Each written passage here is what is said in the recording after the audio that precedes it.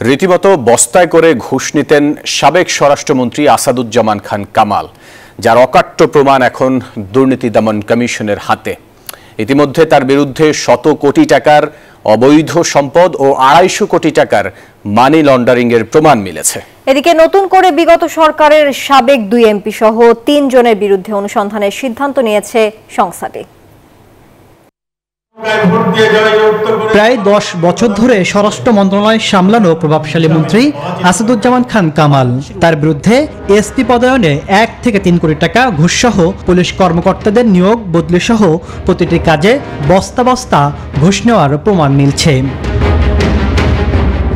গণ অভ্যুত্থানের পর সর্বপ্রথম কোন মন্ত্রীর বিরুদ্ধে জোরে সোরে অনুসন্ধানে নেমে শত কোটি টাকার সম্পদ ও 250 কোটি টাকার মানি লন্ডারিং এর প্রমাণ পেয়েছে দুদক। এই ঘটনায় মন্ত্রীর পরিবার সহ 5 জনের বিরুদ্ধে মামলা হবে। এনজিওর কিস্তি প্রথমবার বিকাশ পেমেন্ট করলেই 20 টাকা ইনস্ট্যান্ট ক্যাশব্যাক।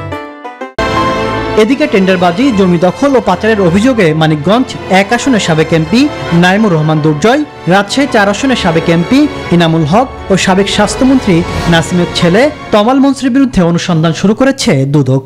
অবৈধভাবে সম্পদ উপার্জন, তারপর আপনার ক্ষমতার অপব্যবহার, বিদেশে টাকা অর্থ পাচার, এগুলি একেবারে কমন নেচারের অভিযোগ। তো সবগুলি অভিযোগ প্রকাশ অনুসন্ধানের জন্য কিন্তু কার্যক্রম চলছে। বিভিন্ন টিম গঠন করে দেওয়া হয়েছে, তারা কার্যক্রম চালাচ্ছেন। আগামী 4 সেপ্টেম্বর দুদকে তলব করা হয়েছে সাবেক নৌমন্ত্রী শাহজাহান খান ও সাবেক হুইপ নুরি আলম চৌধুরীকে। তাসলিম তৌহিদ, নিউজ 24, ঢাকা।